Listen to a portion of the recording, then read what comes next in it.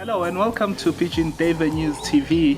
My name is Tatos Khone and today we are at the lofts of Willie Engelbrecht and he's racing under the Arnos races. And in a few moments we'll have an interview with him. We'll get to know how he started racing pigeons. We'll get to know how his performances are. You'll get to know how his breeding and his race program. And of course, his preparations for the race. Stay tuned.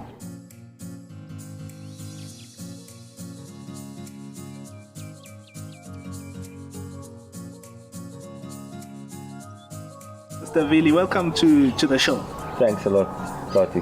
Yeah, and just to get a bit of background about you, on how you started racing, can you give us the background? Yes, Tati, welcome to my place.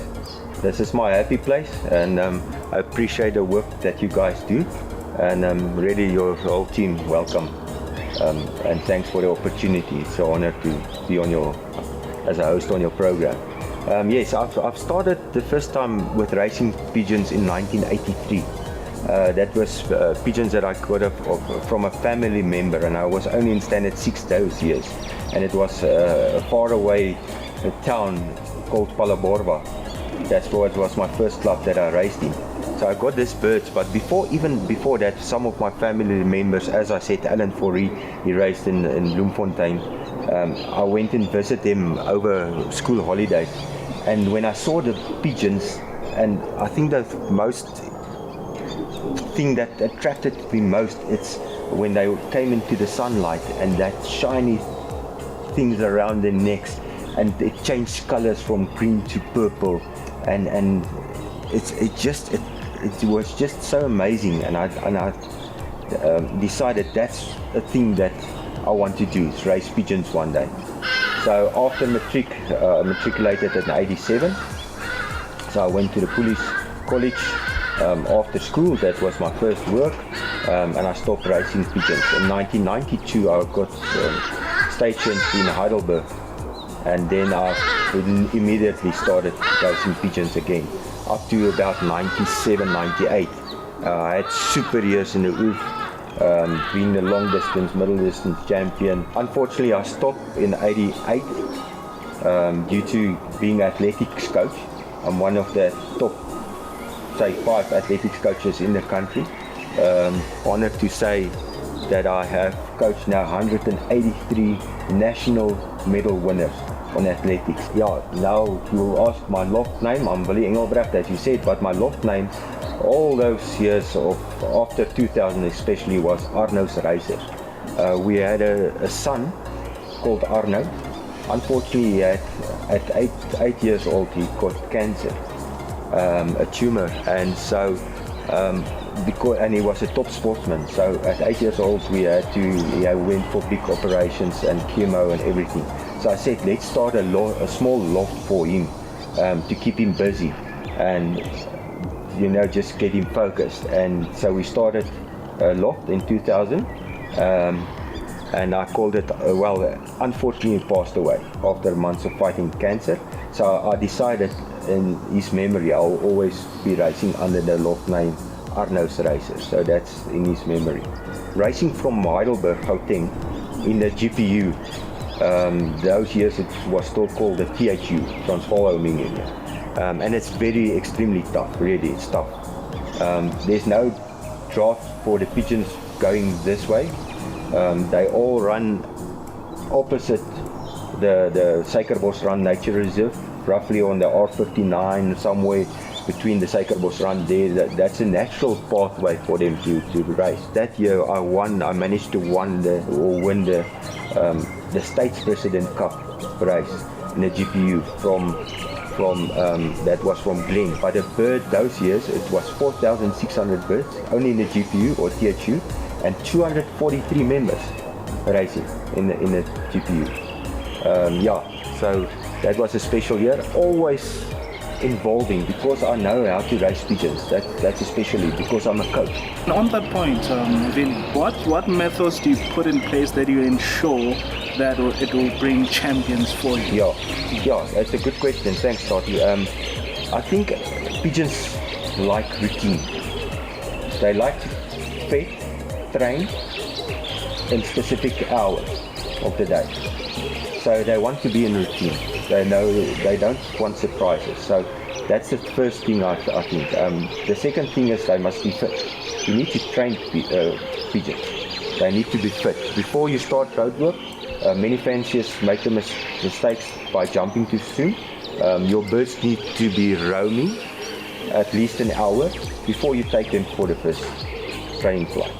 And build them up systematically. As I said, it's tough for our birds breaking away, so I don't just liberate all the birds together.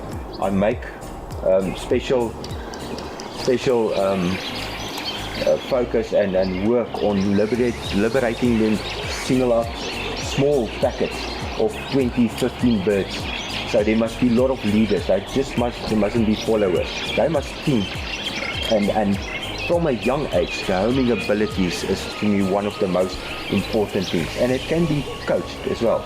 As I said, otherwise if you just leave them with all birds from the start, if they're youngsters, they get actually stupid because they don't think. So the first up to 60 or 80 k's, I will never send my all birds with the pigeons. When I start, if they fit around the loft, the aerobic capacity is in place, so then I'll 15 k's 4 times, maybe the first 2 times all together. They come good, then I'll start liberating them basket for basket. That's about 15 to 18 birds in a basket. So then they learn, then I go further. So they learn, they need to find their loft, struggle a bit, and as I said, then the next thing is feeding. Birds in the first 150, 200, 300 k's, they rely on carbohydrates. That's the maize and corn and so stuff like that. And afterwards, actually on fatty acids, amino acids, very important, and protein. They burn protein for longer races. So yeah, and if they come from the races immediately, the first focus must be recovery. You need to get them as soon as possible recovered from the tiredness. So your protein, again, amino acids, fine seeds, they mustn't be fed a lot of mealies, because that will be a result in muscle bound. So they must, like sunflowers and safflowers and small seeds, that's easily digestible. And in the water, your electrolytes, very, very important, you know. So you must always think, I want to basket my bird in the best condition regarding his fitness, and he mustn't be over-raced. Recovery as soon as they get in. You can, if you ran a marathon or comrades, which I did in my younger days, you know how you feel after a marathon. You are totally broken down and exhausted. So if you think, what will I take in to get recovered and to feel better, actually. And that's the same thing you do with your birds. So. Does medication a big part of ensuring that you... Yes. Yeah, I'm going to explain my system roughly to you. So, as I said, let's start on a Saturday when I return from a race. Everything is regarding recovery. Okay, so recovery is my first priority. On Sundays, then I'll give them some pigeon tea in the morning. Well, I always go for malaria. It's very, very important with pigeons, so I'll go with something like a good pigeon tea, herbal tea, and always malaria. Always on Sunday afternoons, I start my program, my treatment program. So that starts on a Sunday afternoon in my loft. So I'll do that Sunday, all Monday, and the whole Tuesday. On Wednesday, I'll give, because antibiotics have side effects. It also kills the good bacteria in the pigeon. So, and it's also, sometimes it can be put strain on the livers of the pigeon. So on a Wednesday morning, half day, I'll always give my vitamins, my liver stimulants, and also sort out the damage that the antibiotics cause on the good bacteria, like fungi. Then I do my fungi, and I'll put in good bacteria as well on that. So yes, that's on a Wednesday, and on a Thursday I'll basket them with some good, maybe carbohydrates a bit, some good sugars, and some vitamins. And what's your biggest achievement since you started racing, and your proudest moment throughout? I had to make these decisions when I started racing again, regarding what I want to achieve, and I decided that I want to compete in the toughest arena there is for me to compete. So that is why I decided to race in the GPU side from here. Although we already have a drawback, and it's really tough racing week for week in that against the top fanciers in Gauteng. But that's what I decided to do. Although the odds and the cards is against me, competing there week after week, I decided that's what I want to do. So that I had to get better genetics. So we spent roughly close to 300,000 rand on obtaining super pairs with the best genetics from top fanciers all over the country. Can you tell us more about them? Which genetics have you acquired? Some of them is from the Ace Pigeon line of Cedric McDermott. Those pigeons were bought, I think, for 280,000 rand by Mark Kitchenbrand. Then from Mark's side, the 5-time Pigeon Duiwe winner and his click pair and the O3 Cork, the Vietnams, I've got some of them. And then my best pigeon friend and just an amazing guy is Willie Kitchenbrand. That guy helped me so lot. Yes, I can write a book about it. Some of my top birds, and a lot of effort he done with me, ensuring that I become the champion as well. Tatu then, as to my biggest achievement, definitely I think last year was winning the whole of Gauteng Combine. The one race I won, and the other race got second. The last bet store in the GP Union as well, putting 13 birds in the top 100 in the Union was a special achievement. Previously, nobody from our club managed to get to be the GPU division winner, overall champion. I managed that. It was a shortened season. I won 10 races. I won 3 GPU unions last year, and I also managed in the club to, in 24 races, well, as I said, as a result of COVID, the season was shortened, so we raced for 12 weeks, 24 races, and only once in that 24 weeks I was out of the top 3 in the club, and that was a 4th. And that was a good achievement, but especially being the young bird and open and overall single bird and all bird champion in the division of the GPU. That was special for me because it was the first time that anybody from this town could do it.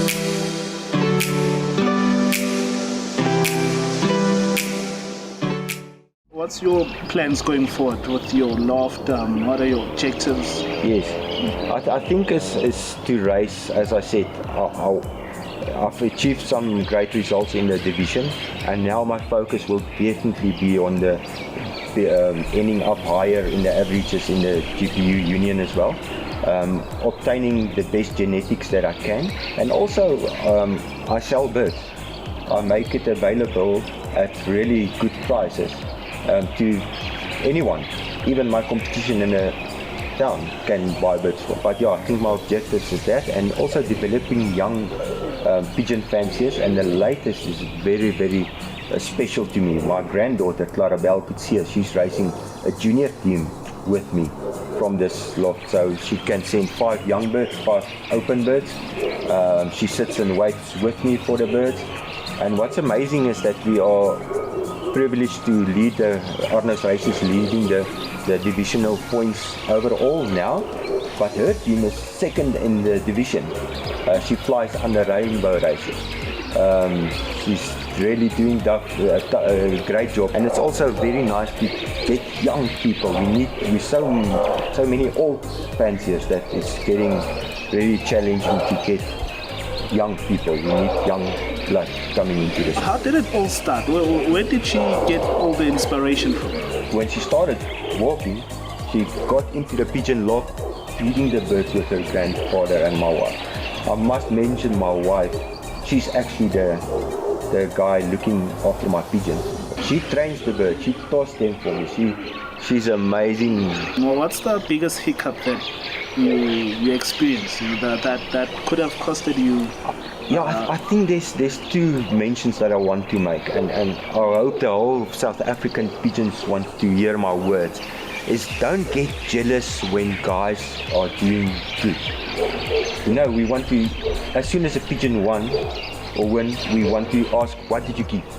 It's not a good pigeon. What did you use? Did you use something that's not allowed? Did you doping and all that? Be happy with the guys. You're not going to win every week. You know, I haven't won an open race. I get second, third every week. Marius Vosloo, the one club member, is really doing good. On the young birds, my birds are doing good.